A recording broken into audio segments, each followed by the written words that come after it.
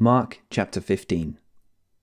Very early in the morning, the chief priests, with the elders, the teachers of the law, and the whole Sanhedrin, made their plans.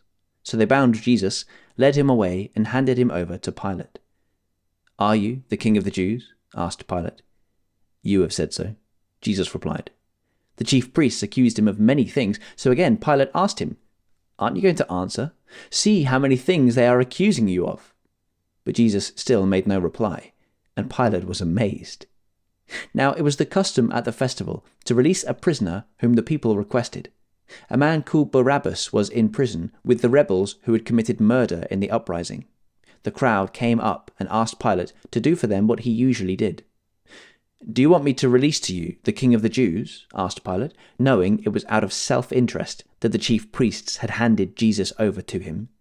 But the chief priests stirred up the crowd to get Pilate to release Barabbas instead. "What shall I do then with the one you call the king of the Jews?" Pilate asked them. "Crucify him!" they shouted. "Why? What crime has he committed?" asked Pilate. But they shouted all the louder, "Crucify him!" Wanting to satisfy the crowd, Pilate released Barabbas to them.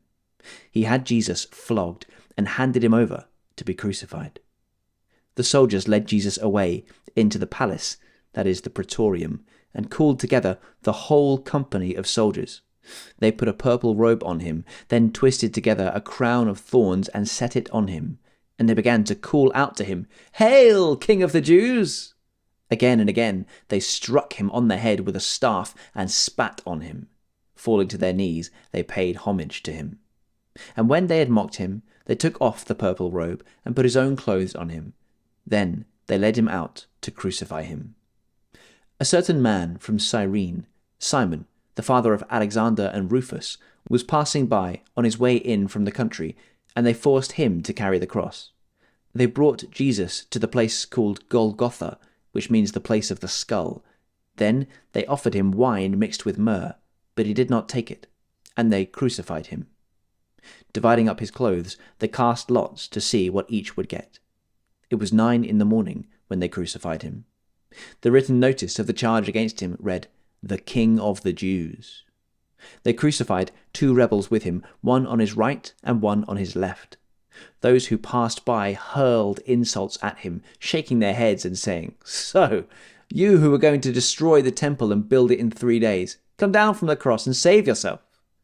In the same way, the chief priests and the teachers of the law mocked him among themselves. "He saved others," they said, "but he can't save himself. Let this Messiah, this King of Israel, come down now from the cross, that we may see and believe." Those crucified with him also heaped insults on him. At noon, darkness came over the whole land until 3 p.m, and at 3 p.m, Jesus cried out in a loud voice, "Eloi, Eloi, lema sabachthani," which means, my God, why have you forsaken me?"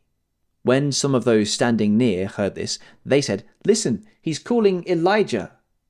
Someone ran, filled a sponge with wine vinegar, put it on a staff, and offered it to Jesus to drink. "Now leave him alone. Let's see if Elijah comes to take him down," he said. With a loud cry, Jesus breathed his last.